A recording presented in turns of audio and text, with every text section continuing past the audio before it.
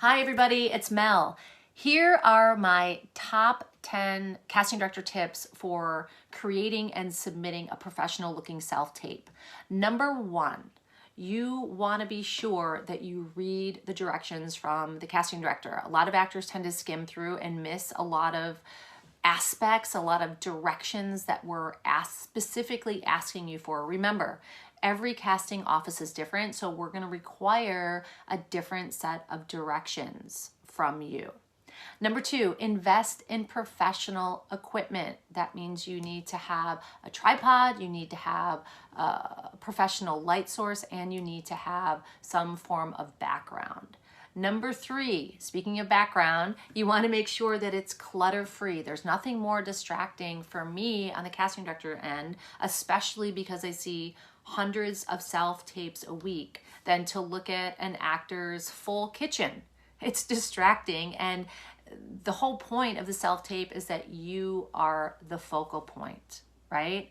Number four, please shoot your audition horizontally. I cannot say this enough. I feel like no matter how many times I say this, actors still send a self-tape that's vertical. It's not helpful for me because a lot of times we're asking for physicalization in your audition, or actors just tend to move a little bit in their audition, and when you shoot it vertically, it tends to cut off your arms. So please shoot your self-tape horizontally.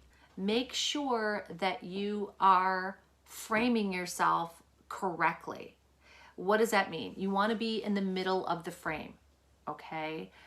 That's really important for me because when you're not framed correctly, a lot of times we end up looking up your nostrils, or the actor, ends up looking down and there's too much space between the top of their head and the top of the frame. Again, you want to remember that you're the most important point, right? You are meant to be the focal point.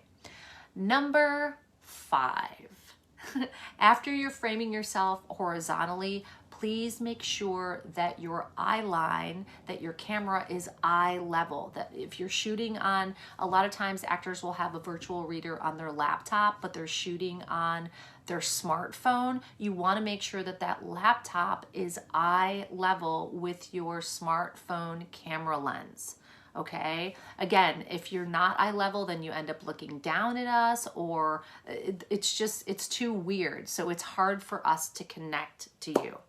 Okay, my next tip, we're on to tip number 6. You want to make sure that your reader isn't louder than you in your audition.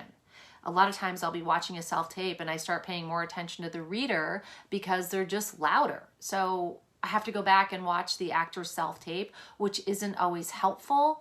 It's distracting for me. So I want to make sure, again, that we're paying attention to your performance because that's the most important. Okay, tip number 7. You got to be off book for your auditions. I know there's a lot of experts out there that are telling you to tape your sides to your ring light, or hey, you can just pull your sides up on your computer and read from them. Please don't do that, because guess what? You end up reading from them. It doesn't, being off book really frees you up.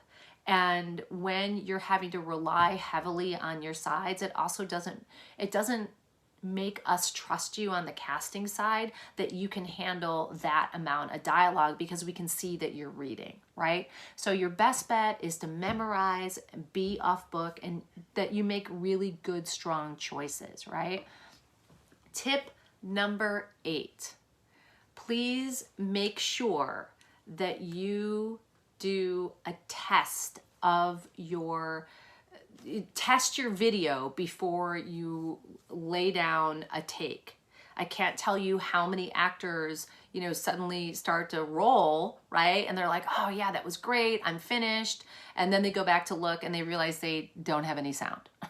Or they realize that the lighting is just way too bright, so they have to retape the whole scene. It's just really a hassle and it feels frustrating and overwhelming. So do yourself a favor and do a test shot, okay? The next thing on my list is, please be sure that you're in a space that's quiet enough that there isn't any distracting noises in the background.